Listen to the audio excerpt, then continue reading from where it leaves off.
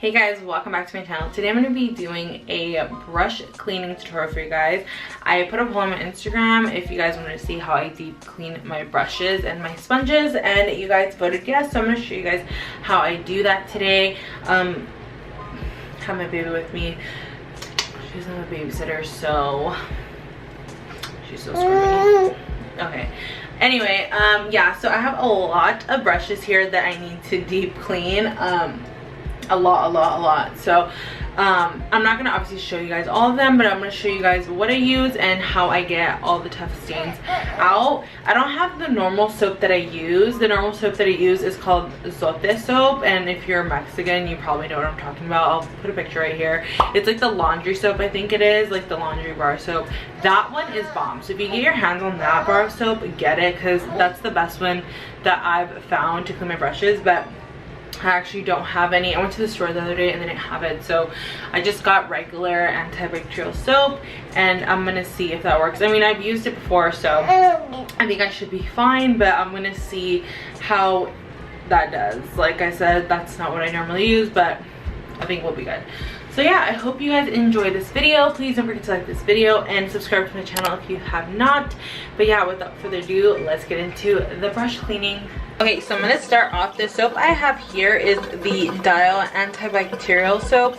This is the white one, and I think this one says that it's like moisturizing too. So I like the moisturizing ones because I don't want my brushes to dry out and, like, you know, just be very stiff. So I like the moisturizing soap. The soap isn't moisturizing, but it is really good. I definitely recommend that. And then I also have the Sigma Spa Glove right here. I actually have the Sigma Spa Matte as well. I actually prefer the Spa Matte, but I can't find the matte, so I have to use the glove. I haven't used the glove before, but I'm pretty sure it's pretty much the same thing. So I'm gonna put the glove on my left hand, and I'm gonna grab this foundation brush. This is my Smashbox foundation brush, and I'm just gonna wet it. Mind you, the water is warm, like room temperature, a little bit warmer than room temperature. It's warm, it's not like super hot. So I'm gonna grab the bar of soap. Okay, this is really hard. I'm gonna just leave the mat on my thing because I don't want to put it on my hand. So I'm just gonna grab the bar of soap and run the brush through the soap like that, and then I'm gonna take it on the Spa Glove and just run it through. The soap is antibacterial, so it's going to take any bacteria out of your brushes, but it's still going to clean them really well. So the Spa Mat, like I said, is a little bit better because I feel like it's easier because you can just stick it onto your sink, and this one's just a little bit hard to work with. So I constantly just keep squeezing the brush until I see that no soap is coming out. There's no soap coming out and the brush is perfectly clean. That's how the brush looks. I know it looks like tinted with foundation, but that's just how the bristles are. So that's how it looks, and I'm just gonna place it in a cup holder for now, and then I'm gonna lay them out later on a towel. This is my Fenty brush. And again, really saturate it with the soap. You want to make sure your water isn't too hot, because then it's gonna ruin your brushes if it's too hot. So I'm just, and see how easy that was? It literally got out the stains like super nicely. That was really easy. So that Dial soap does work really well, and it's antibacterial. I would recommend either an antibacterial soap or that Zote soap if you can get it. The thing I like about the Sigma stuff is that it tells you, like, okay, right here you wash, right here you rinse, and you refine, which I don't really know what that means, but I think this bottom portion is for the eyes. But I use, or this, okay, so yeah, this is for the face and the other side is for the eyes. I honestly don't follow the rules of this. I just use whatever. I feel like this actually cleans, this pattern cleans out my brushes better. It kind of gets in the nitty gritty. So I'm just going to keep using this side. It doesn't really matter what you do. So I'm going to use this brush now. This is my Makeup Shack contouring brush that I use, and this one's pretty dirty, so I'm just going to repeat the same process all over again. And when I rinse it out, I don't use this rinse option right here. I literally just rinse it out with my fingers like this. I run it through my hands I just squeeze out any excess soap and dirt that I have. As for the handles go, as you can see, it's kind of dirty right here. Usually I wait till the end and I spray these with alcohol, the handles, because I do makeup on other people as well. So I spray the handles with alcohol and I can make sure I clean the handles really, really well, because I don't want any bacteria anywhere. So that's what I do. I'm going to show you guys a little bit of my eyeshadow brushes. It's the same exact process, and then I'll move on to showing you guys how I wash my sponges, which is pretty much self-explanatory. It's the same exact thing.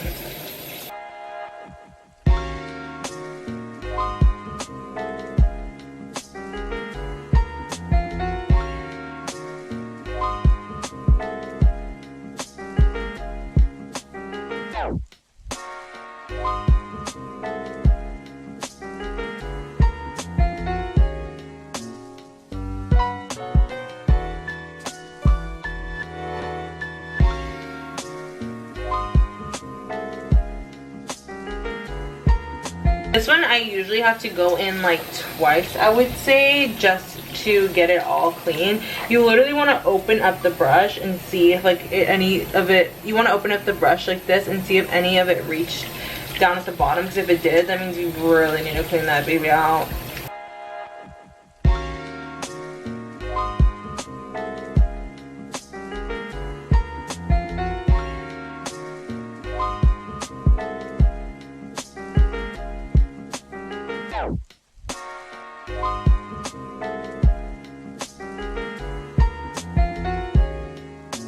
You can also buy one of those really cheap facial exfoliator things. I think you guys know what I'm talking about. I'll put a picture up on the screen to like show you what else you could use if you don't want to drop the money on this spa mat.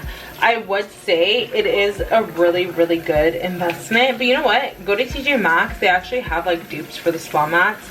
They're not as big, but they definitely will get the job done. And I know at TJ Maxx they have those face exfoliator things as well. So try any discount store like Kohl's, TJ Maxx, Ross, what else? 5 and Below, I'm pretty sure we'll have some. You know, any discount store, you know, just go take a peep and see if they have stuff like this, because you'd be surprised. Like sometimes you do find little treasures in discount stores, especially TJ Maxx.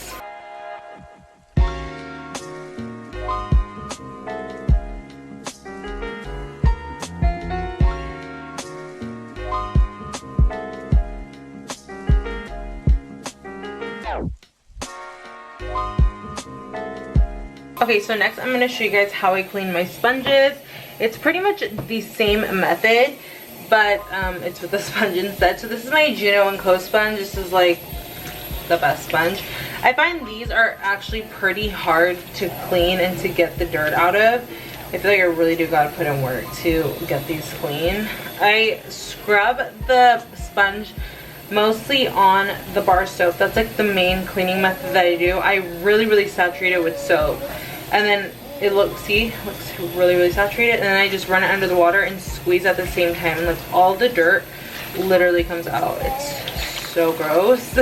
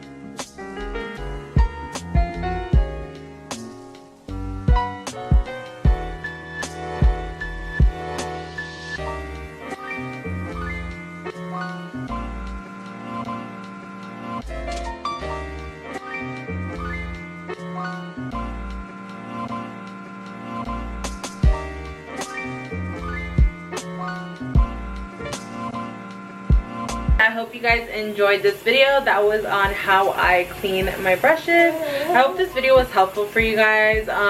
I know there's so many different ways on how to clean your brushes. She wants to take a bath. Sorry, the water is still running. But yeah, I know there's so many ways that you can clean your brushes, but that's personally how I do it, and I find that that's the easiest way to do it.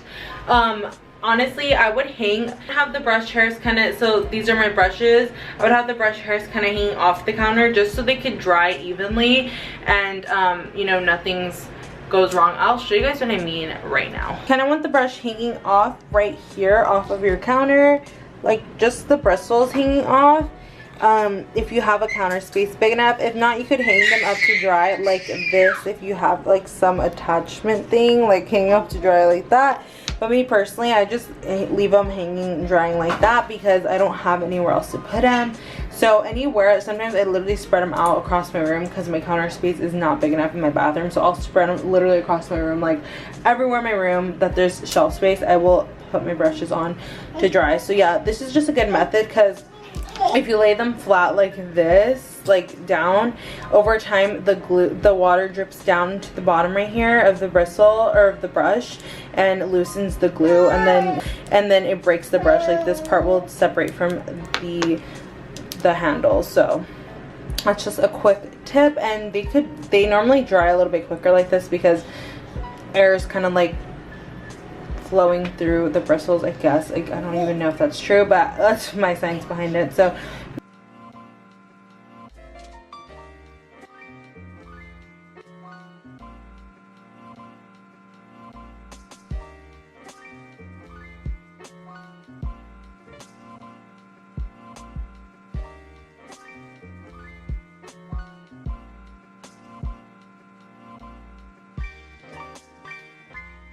I hope you guys enjoyed this video, and don't forget to like this video, comment down below what your thoughts are on this video, and also subscribe to my channel if you have not, and ring the notification bell so you're notified when I post my new video. But yeah, thank you guys so much for watching, and I'll see you in the next one. Bye.